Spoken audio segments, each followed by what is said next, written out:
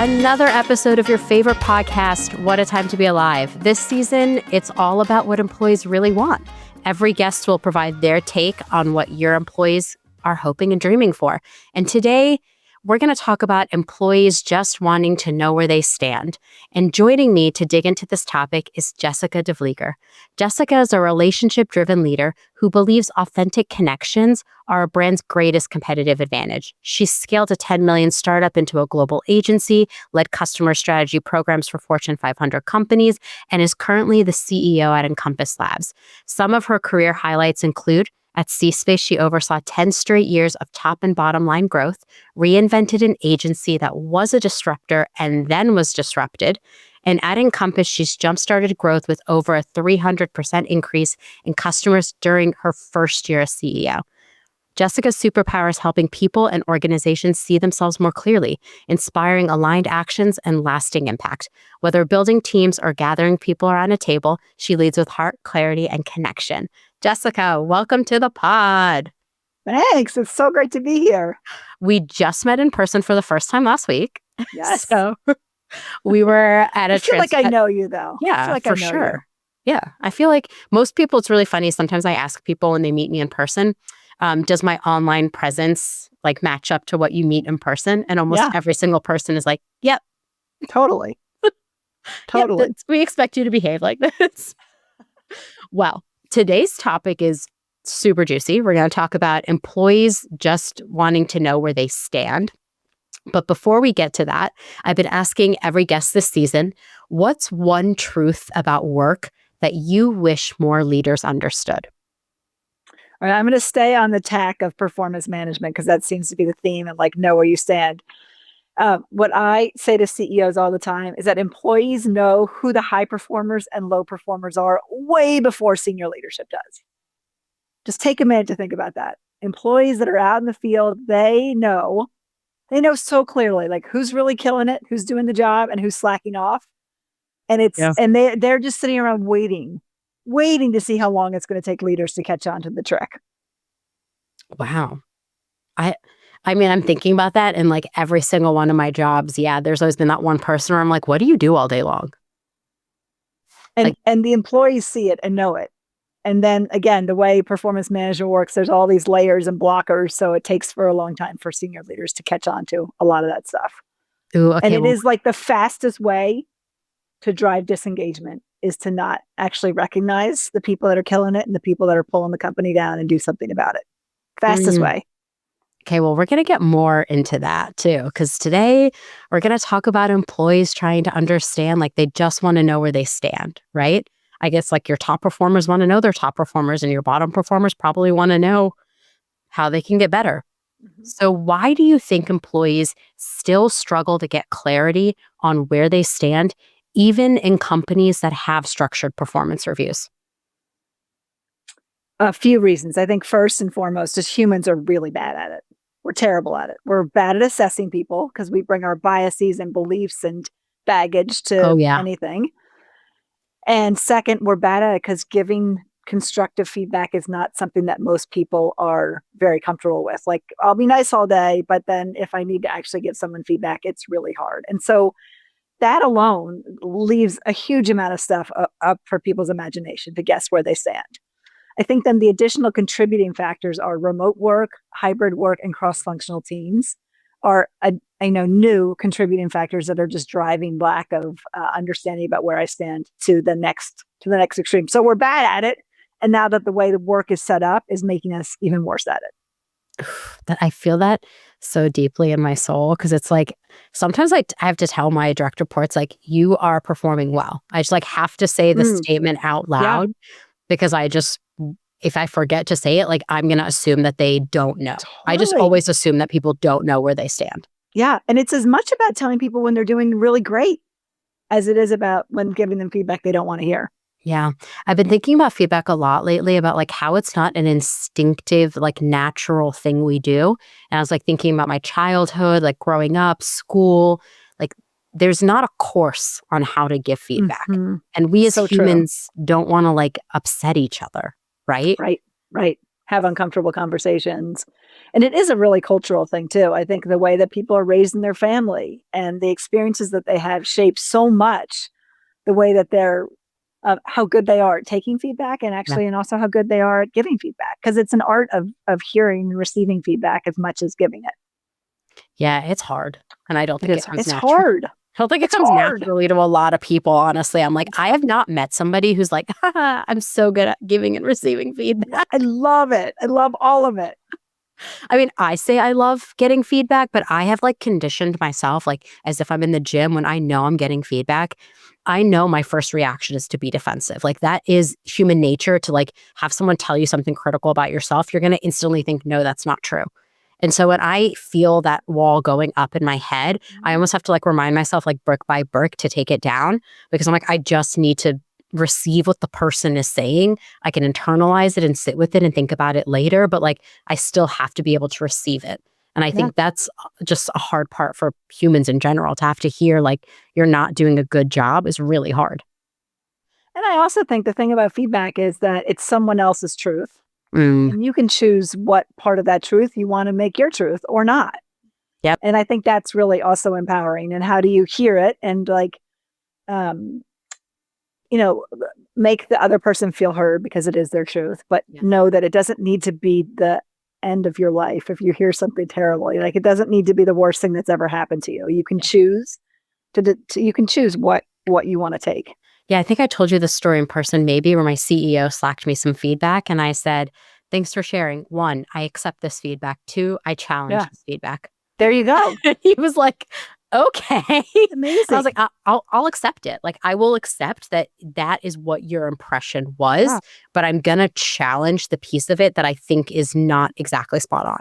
And it's not a way to like not take accountability, because I do think his feedback was valid, but I did challenge parts of it where I was like, that's really hard for you to understand X, Y, and Z. And, you're like reading an intention, but you can't read everyone's intentions. And that's just a different experience. So, I mean, I think it sounds like you must have a lot of trust with your CEO, which is the beginning of getting feedback right. Truly. That's awesome. We've built it. It's taken time, but we have done a good job and we've really gotten there. So I think one of the earliest stories you told me when we first met was about like your role as CEO and what the work you do with companies and how performance focused you've been. Like, I feel like you've always been this performance focused CEO. Like, where did that come from? And how has it evolved as your team has grown? Because I think performance is so hard. Yeah. So I think when I first started in my career, I thought that like good managers made their employees feel good. And I feel like what I've learned as I've gotten more responsibility and led teams is that, well, first of all, your talent is all you've got at the end of the day. Like if you've got great talent, you're going to win. And great talent wants feedback. Great talent wants to win. Like if you're a great talent, you want to be on a team that's winning and you want to grow. Like those are the 2 essential things in my mind to keeping great talent. So you need great talent to win, and you keep great talent if you're winning and they feel like they're growing. And none of that happens if you're not actively building high performing cultures where you're pushing people, where you're of course telling people what they're doing well, but you're also really working hard to help them see where they can grow and where they can improve at the same time. So it really came from a place of necessity. Like I needed good talent to win. And then to keep good talent, we need to help them feel like they're winning and growing. Yeah, it's so interesting. I don't know if you've seen Billions, but in Billions, Wendy is like a performance coach.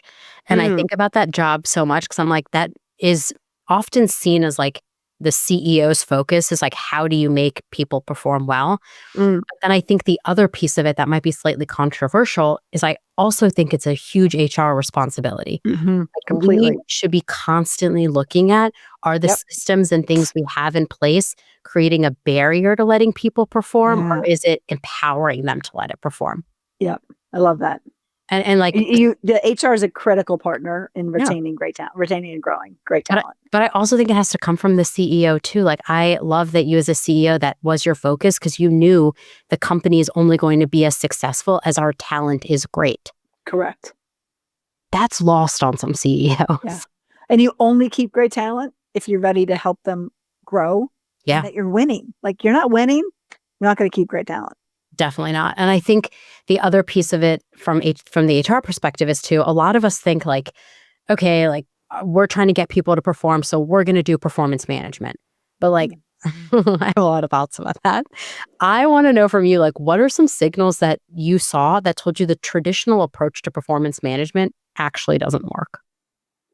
Right, so I'm going to get in the Wayback Machine and I'll tell you a story that like is still seared in my brain about the pain of performance management. So I was probably like a mid-level manager. I think maybe I got invited to my first ever calibration session, which was so exciting. I'm in the room. I'm doing calibration. Woohoo! Yeah.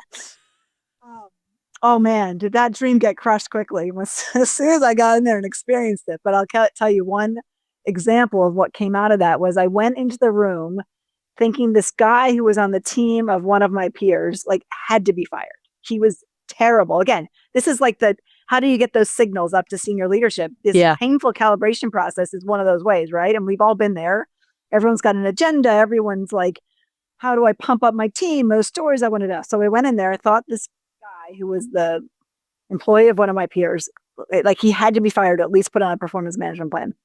When we left the room, he'd been promoted. Stop. And I was like, wow, I guess that person's a way better salesperson than I am. Unbelievable. Promoted? Promoted. Not fired. Promoted. Oh my God. That is just because that is traditional performance management is you've got one voice representing the people that you're representing. And it comes down to like, how good a salesperson am I? How good of stories am I telling? How aggressive am I? So people just want to get rid of like, there's so many dynamics in that room. And we are truly in way traditional performance management is done. We're relying on that set of people, humans, to advocate for and actually make hard choices about employees, which is inherently so broken. Oh my God. That was like my second newsletter send ever was performance management doesn't really assess your performance because I really hate performance management to a certain extent. I hate the way it's traditionally done because I think it's like, it's done in a way that actually doesn't solve any of our real problems. Right. Like employees want that clarity. And I think like when we talked about this episode and what we want to talk about, and you were like, employees just really want to know where they stand. I'm like, isn't that the goal of performance management? But somehow everything we do in performance management doesn't actually tell them anything. Yeah. So, I mean, I suppose some people do, but for the vast majority, you're left with more questions than answers. And I think a lot of HR people recognize that and are trying to fix it. And I think we'll get into tech later in the episode, but I think that's like a big focus I know of like a lot of my HR friends, like how do you do performance management? How do you do it well? And so it brings me to this idea of like this episode about employees really wanting to know where they stand, but like, what are they really asking for when they say they want to know what they stand? Is it about their ratings or is it actually something deeper? I mean, I think it's probably much more multidimensional than a rating, but I think a good rating that employees, managers, and leaders can feel like is a reliable assessment of someone is an excellent starting point for performance management because it grounds the conversation in you're a superstar, you're meeting expectations, or we've got development work we need to do quickly, or maybe this isn't the right fit. And like that's a really important grounding. If with confidence you can say that to an employee, you're starting from such a better place than just a whole bunch of words that might talk about examples or feedback. But without that grounding and orientation around, like, where am I in the business? What should I expect from the business? All the other stuff turns into noise. So I think a reliable rating is not the end all be all. There's so much more that people want to know. They want to know, are they having an impact? They want to know if they're being seen. They want to know what their development opportunities are. They, of course, want to know what comp is. But it's a really critical starting point for a conversation that's an effective performance management conversation. I like that thought, the words that you just said, grounding, because I think so many employees, when we talk about employees want to know where they stand, I think so many managers and companies don't do a good job of that level setting grounding as soon as someone starts. Mm-hmm. So it's like, here's a role. How, like, I could name so many countless times in my career where I like took a job and then the actual day to day was so different than what the job description told me I was going to do. Yep. How am I supposed to know if I'm doing a good job if it's not even the job I thought I was taking? Right. And who's telling me that? Something we do at Work Week that I'm honestly very proud of is we have committed to reviewing job descriptions once a year, where we have every single manager look at their team, look at each of their job descriptions and say, yes, they do this. No, they don't do that. Actually, this needs to change. And it's something we started doing, like, we're small, so like we're able to do this. But I think it's so powerful because we're constantly just like lobbying things at employees all day long to do more and more and more and more. And especially with AI, it's like even more. And I'm like, how do they even know what the level ground is if that is never set, if that baseline is never set? And then imagine it's never discussed. Yeah. Or and I think it's made even harder by the fact that, like, as you were saying, roles change and goals change. So we're not living in 1985 where you could set goals, every 6-month goals, and just you're working your way towards those 6-month goals. I mean, the world is so dynamic today that a lot of the traditional rituals that were used to help people understand where they stand are no longer there. Yeah. Okay. Yeah. I feel like we can talk about this forever. I think, okay, the one thing I do want to talk about though is, like, we're talking a lot about these employees and do they understand like where they stand and how these things are changing. I think one big piece that I always hear about HR people complaining about, and I mean, I say complain lightly, please don't be mad at me if you're listening, is leaders. Because, and you've been a leader, like you've led a company, you've been a CEO, like you know how tough these conversations could be. But what's one thing you think leaders often misunderstand about how performance conversations land with their teams? I think probably the biggest miss is lack of clarity. I think that it's really easy to not actually be clear because it feels like an easier conversation, but clarity is kindness. And so I feel like the most important principle that leaders can practice is, like, what is the clear headline that if they hear nothing else, they understand this headline? Because I just think it's, as we said at the beginning, feedback is hard. It's not something that we're innately good at, most people. And so the way that typically people overcome that is they just talk in circles and they never quite get to the point. Yeah. And I think if leaders could probably cut the amount of time they spent giving feedback by a third or a half, 75%, and actually just say, like, what are the 2 messages that people absolutely need to hear? And let me make sure that they've absolutely heard those messages. And then we can figure out where we go from there. Yeah. What's that? Okay, I say the Brene Brown quote way too much for someone who has not read all of Brene Brown. Spoiler alert. I read a lot of fiction, not enough nonfiction, but clear is kind. Yeah, exactly. Clarity is so interesting as a business. Like, everyone talks about like business acumen and like soft skills. I'm like, no, all these soft skills are actually hard skills. And one that we have not managed well, I think, is like clarity with people. Because I think a lot of people confuse clarity for being unkind. And I'm like, the Brene Brown quote is like, clear is kind. Completely. You can't just talk around things. I'm so worried about like business speak a lot of times. Oh, I'll circle back. Oh, let's double click. I'm like, can you just talk?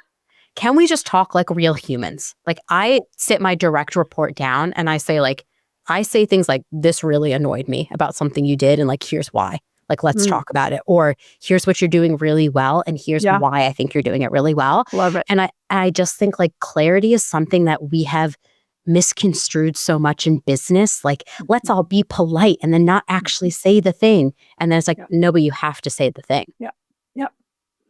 Yeah. And then when choices get made about promotions or people get let go or people get put on performance plans, it's a surprise. Oh. And you wonder why it's a surprise. It's a surprise because no one's been clear up to that point. Yeah, it has not happened to me very often, but every now and then an employee will come into a PIP conversation and be like, oh my God, I'm not performing.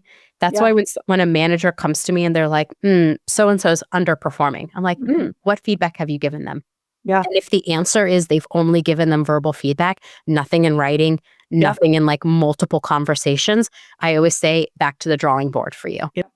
You got to go make it clear that this person is not performing before you come to me and I have to take then more serious actions.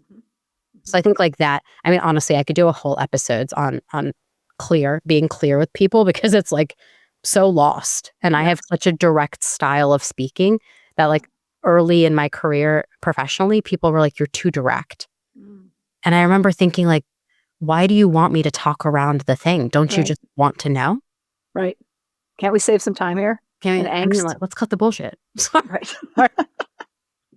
The other thing I think that I see a lot in performance reviews, which is not helpful to anyone, is that people will get a rating, like a bad rating, and then get really glowing feedback. Explain that to me. Please explain that to me. Why did that happen? Talk about how confusing for an employee. Talk about not knowing where you stand. Which one do I want to listen to?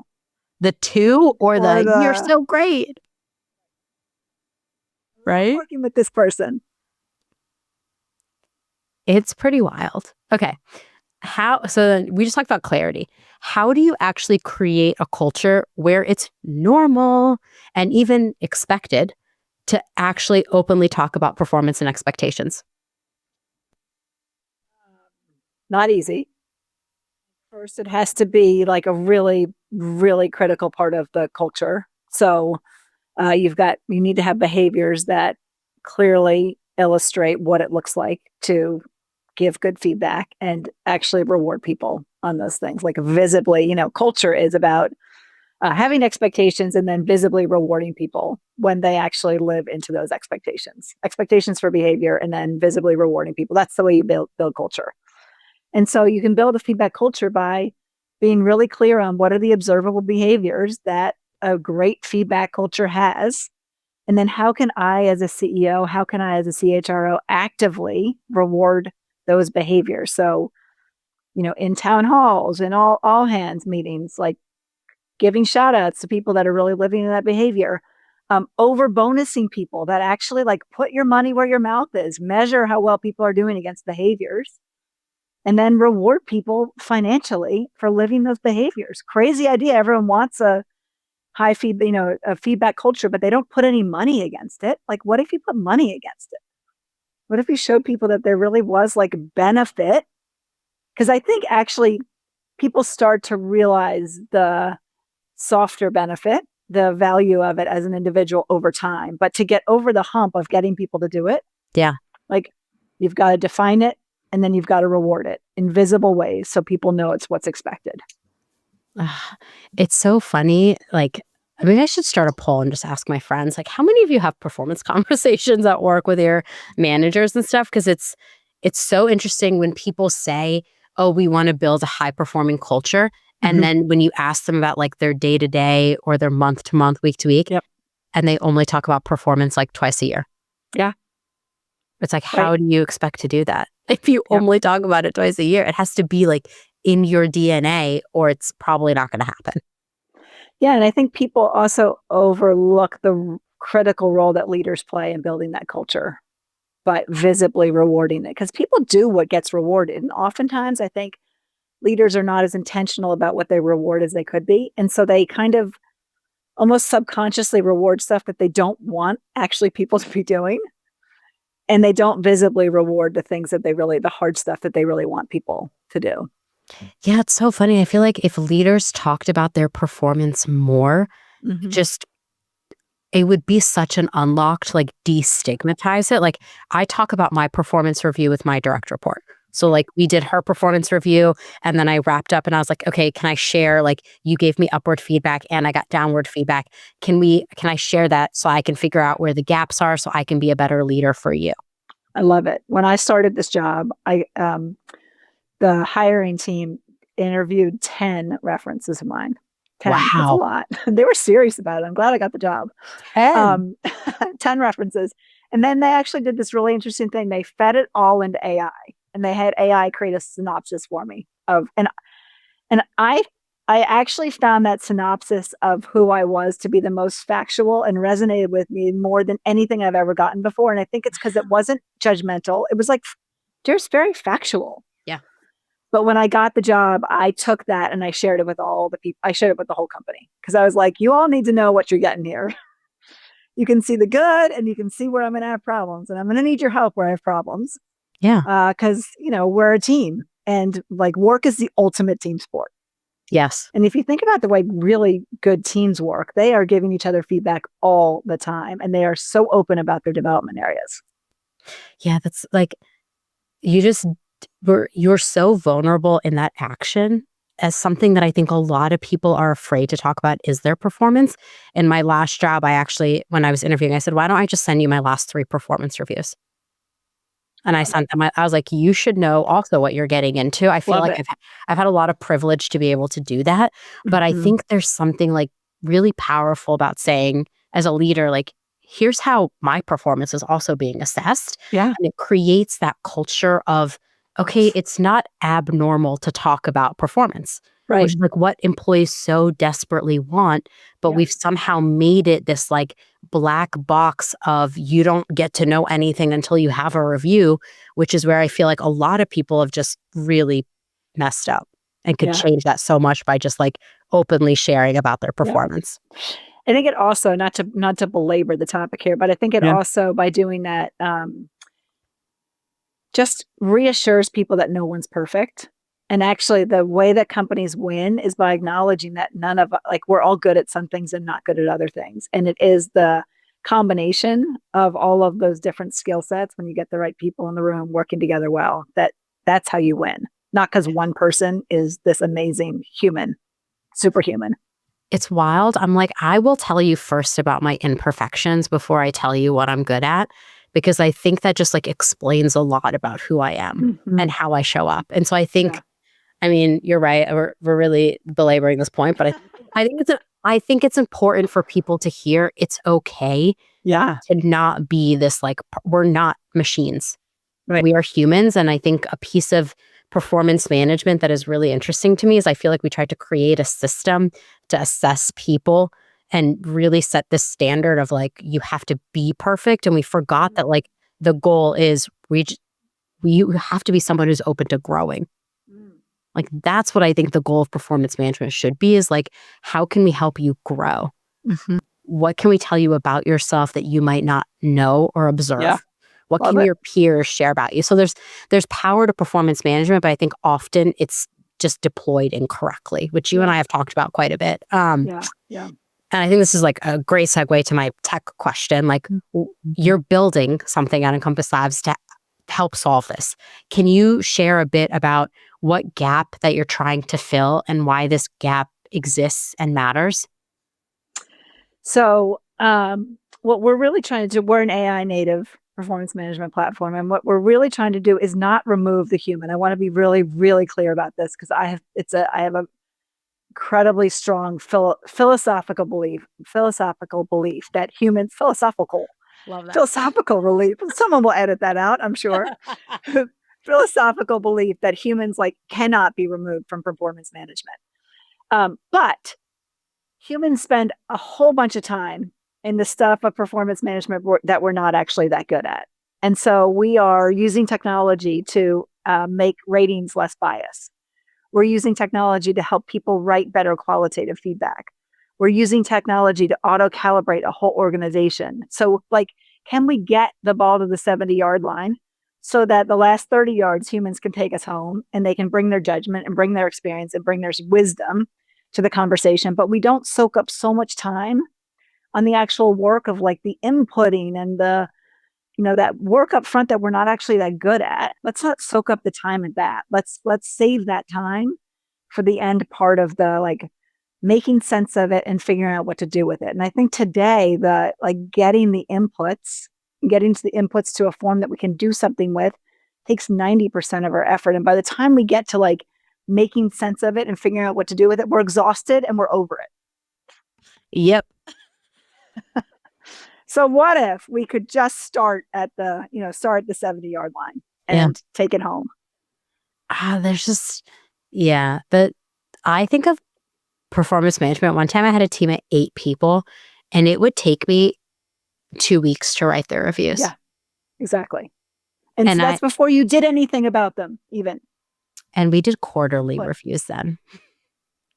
It's craziness. literally, I think it was the last week of every quarter, I was like, there goes my productivity because I'm just going to be writing 8 reviews. You just don't do it, or you do a crappy job at it. Yeah. And then you start to you can really tell the difference. You can really tell the difference between the first review I wrote and the 8th review I wrote. And then I started prioritizing them to write my top performers first so I could give them more attention. When really that was not a good idea. And I would just burn my energy before I even had the conversation. You're right. So I'll give you a couple snippets and things that we're really trying to break the rules on perform where things are broken. How can we do it differently? Yeah. So first example is, tradition. So we have a 360 at the cornerstone of our platforms, a 360, because I just feel like the way we work today, manager only is just, it never worked and it really doesn't work anymore. So everyone gets a 360, which feels overwhelming when you think about traditional 360, how the hell could you do that? But it's a super fast input, data science, AI enabled input so that you actually can run a 360 for a whole organization. The first step in it is I get to choose who I want to give a review to, not who gives me a review. So let me just say it again. So I don't go in and pick who's going to give me a review. I go in and pick who have I worked with a lot that I have feedback to give to. That's a big difference. Question. What if I'm afraid to pick the person I really want to give feedback to? It's anonymous, so I hope you're not afraid. Can you say that one more time? Your mic cut out. Oh, it did. Can you hear me now? Yeah. I said it's anonymous, so you don't need to be afraid. I'd be giving feedback to everybody. Yeah, I'd be like, well, you know what's really interesting, though, is we find that scores are much more balanced, as you would imagine, because you're getting a range of feedback from people that have worked with you. Yeah. And we find that people give a lot more feedback because they're actually picking the people that they have something to say about, instead of that dreaded feeling when you open up, oh my God, who are all the people who've asked for feedback from me? Mm-hmm. And half these people I actually don't have anything to say about. Or they're just your friend and you want to say something nice to them. Right. And then the other thing that I'll say that's a big difference is we actually have you review everybody at the same time. So we have the 360 is based on behaviors, and you review everybody on each behavior simultaneously. Oh my God. So you're stack ranking your people in your head as you're answering the question? So, I mean, you're giving everyone a rating, and it's a relative rating. We are not trying to drive stack ranking, but you do get a ranking out of it. And the truth of the matter is that behaviors are fully relative. Yeah. Anytime you're giving somebody a rating, you're thinking about who does this well, who does this badly, where does this person fall in between that? So this is just acknowledging that and allowing you actually to give a more reliable rating by looking at everyone at one time. I'm sure you've done this before. I get to review number 3 and I'm I gave that person a 4. I need to go back to review number 1 and go back and change what I did on review number 1. Yep. So this is just owning the fact that this is a relative thing. So we should just rate we have sliders. You rate everyone at the same time, and it's quick. Love that. And do you find that the data tends to be a bell curve? You and I have talked about this. Ratings are so subjective. What is your take on ratings need to be a bell curve? Everyone rates too high. Everyone rates too hard. How do you actually calibrate a grader in all of this? Yeah. So it's not necessarily a bell curve that you get out of it, even though, I suppose you could force it into a bell curve, but it's not necessarily the way it falls out. But we do have founders of the company are PhD statisticians from the Wharton School, and they've written a series of algorithms that moves a rating from a simple average to actually a rating that's contextualized in the entire data set of the company. So if I get lucky and get a bunch of high graders and you get unlucky and get a whole bunch of low graders, that is worked out. The algorithm helps to normalize for those very real biases that everyone brings to giving ratings. I feel like I could do a whole episode on ratings and what ratings mean, honestly, because I think about that so often. You're building something that's really cool and is trying to solve this problem, but what's the biggest mistake you've seen companies make when implementing a performance management software like this? I think it's not being clear on what they're trying to solve for. Story of my life. What's the problem? Because again, we might be the right solution for some companies. We might not be the right solution. What's the problem you're trying to solve for? And get super clear on that, and super clear on what does success look like? And then use that context in selecting the right partner. don't go out and see like a bunch of demos and see what's cool and then try and like force fit something that you think is cool into your situation. Because it might not work. Probably won't. Yeah, it's so funny you say that because so often I'm like, what's the problem we're trying to solve here? Right. Like, if someone can't answer, like when someone comes to me like, I have a great idea, let's do X, Y, and Z. Right. My first question is always, what's the problem we're trying to solve here? And if they can't articulate the problem, I'm like, please leave me alone. Go back and write the problem down. Not a task I will be focused on at all. If you can't tell me that if I'm just doing work to do work, no, thank you. I have all this other work I have to do that is actually problem solving. That is not this. So I love that too, because you're right. Like every performance management software solution is not going to be right for everyone. And a lot of companies actually, like bigger companies, I think have homegrown and built their own internal performance management. And it's just, I think people jump to like let's do a performance management process when I'm like, let's look at first, how do we set feedback? So we didn't even do, I think my first year at Workweek, one of the earliest things we did was implement like feedback Fridays, where I was just trying to get people in the habit of giving feedback every 2 weeks. After we did that for 6 months, I was like, we're going to build a habit. After we had done that for 6 months, I was like, okay, we could be ready to do a review. How do you all feel about it? Like, what are we actually trying to learn here? What problem are we really trying to solve? And a lot of it was like the employees just wanted to know they were doing a good job. Mm-hmm. And this comes back to like our whole theme of employees just want to know where they stand. Yeah. But like, it scares me if people jump to performance management as like the solution to telling them, where I'm like, start with giving them feedback. And if that works and you're starting to do it really well, then it's like, cool. Now who else can give them feedback? Yeah. Like who else across the org? Yeah. And by the way, performance management is just like the first step. If you don't actually then have a effective way of providing the feedback and then doing something about it, like don't do performance management, because talk about a good way to drive disengagement. Yeah. Like asking people to do a whole bunch of work on something that never, and then nothing ever changes. Yeah. That's how I feel about pulse surveys. So we also run pulse surveys regularly, and I'm going out and we've run them now each set twice. So probably like next month, I'll go to the employees and say, here's what we learned from the pulse surveys. Here's what we want to do. Are you all aligned or not? Because I'm like, there's nothing worse than, can you imagine like being a top performer, taking your time to fill out a performance review, talking about all the ways you add value to the company, rolling into your performance review, and nothing happens afterwards. There's no growth path for you. There's no talk about how do we level you up. There's no talk about a performance or a promotion plan. Nothing. I would turn off so fast. I'd be like, see ya. Yeah. But again, when you think about performance management and you're relying on like single managers to be the conduit into the business, it's back to where I started with. Employees know who the top performers are and who the low performers are. If you go through performance management and nothing changes, like top performers don't get recognized, low performers don't get moved out, like it, even worse than doing nothing at all. Yeah, my CEO and I talk about that a lot too. We're like, if you are putting people on notice with like not giving them good feedback and not good reviews, like that's just an indication for us too. Like we need to go do something then too. I love to wrap every episode with like a little bit of future thinking and advice giving. You know, I can't get away from the fact that I love giving advice. It's like my favorite pastime. If you could wave a magic wand, I wish, and redesign performance management from scratch, what's one thing you would get rid of immediately and one thing you might actually keep? So I think what I would get rid of immediately is the process heavy inputs. Like I said earlier, like the exhaustion that comes from doing all of the work of gathering the inputs. And so then you've got no energy left to do anything about it. So I would get rid of that immediately.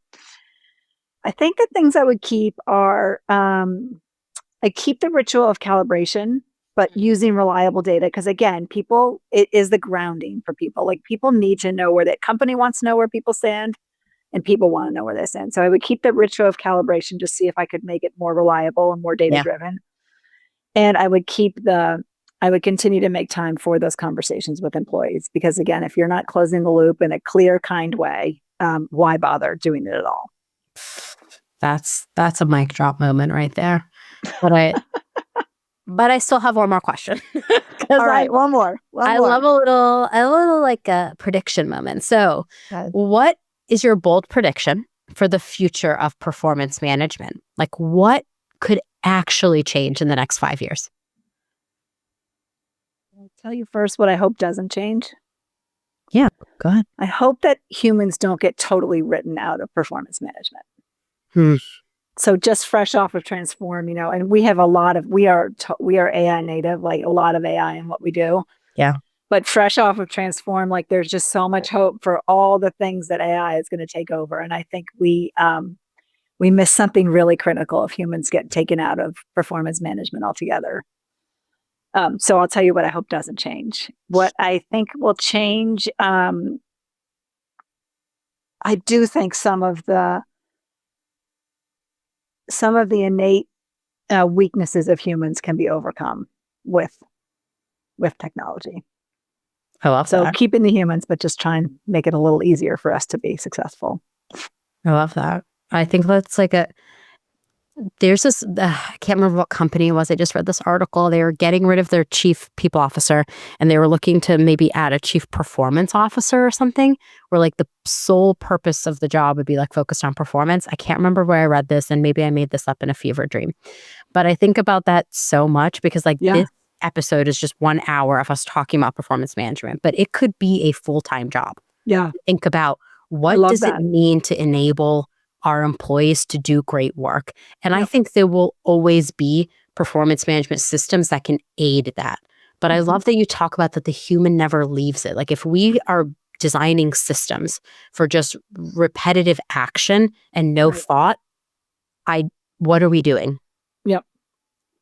Yeah. And I hope also, just to stay on that topic, I hope that as technology can replace some of the grunt work that we do today, I hope that we don't fill that time up with other stuff, but actually can leave that time available to develop people, to create high-performing teams, to do the things that actually make companies and cultures strong and employees engaged. Yeah, I don't want to be very clear, I'm not trying to do more work. Right. I want to do better work. Right, exactly. Like I want to take the 8 hours it used to take me to write a review. It does not take me 8 hours now. I have one direct report. But like when I had a team of 8, it took me a week. I would take that week. What if I didn't have to spend all that time writing? I only had to spend maybe 5 or 6 hours writing because the inputs are already there. I've been giving continual feedback. And I could actually spend the time with my remaining rest of the week thinking about how do I develop these people?